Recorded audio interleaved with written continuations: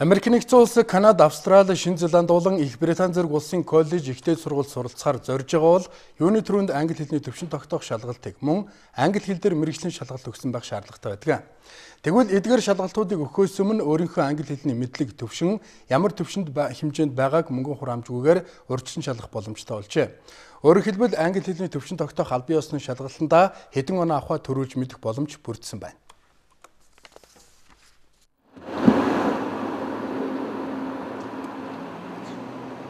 Англи хэлний төвшин тогтоох хоёр төрлийн шалгалт байдаг. За, Англи, Канада, Австрали зэрэг улсуудад IELTS-ийн оноо хэрэгтэй болдог бол Америк нэгдсэн улсын ихтэй сургуулиуд IBT-ийн оноо ихэвчлэн хэрэгтэй болдог. За, харин EF олон улсын боловсролын байгууллагаас анх удаа англи хэлний төвшинг урьдчилан тогтоох шалгалтыг танилцуулж байна. Энэхүү шалгалт маань IELTS болон IBT-ийн оноотой дүүцүүд хэмжээний оноо авдагаараа давуу талтай юм а. Монголын мэдээгийн агентлагийн анхлах хэсэг Лондон хотоос сурчлага мэдээ бэлтгэж байна.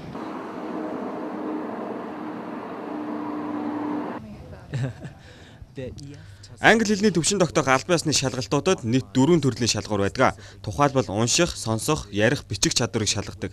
Харин бидний олгож байгаа энэхүү төлбөргүй шалгалтанд зөвхөн унших, сонсох чадварыг шалгах юм а.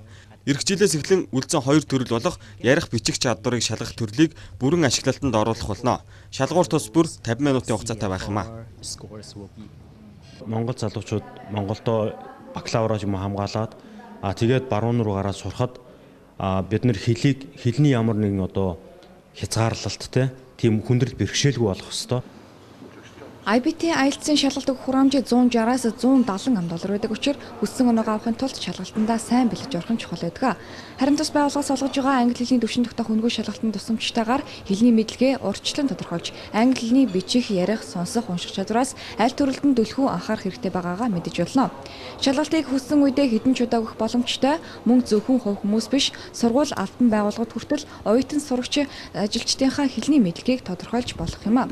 Уг байгууллага энэхүү шалгалтын системийг бүтээхдээ дэлхийн хэл шинжлэлийн шилдэг мэргэжилтнүүд англи хэлний төвшин тогтоох албан ёсны байгууллагуудтай хамтран ажилласан байна.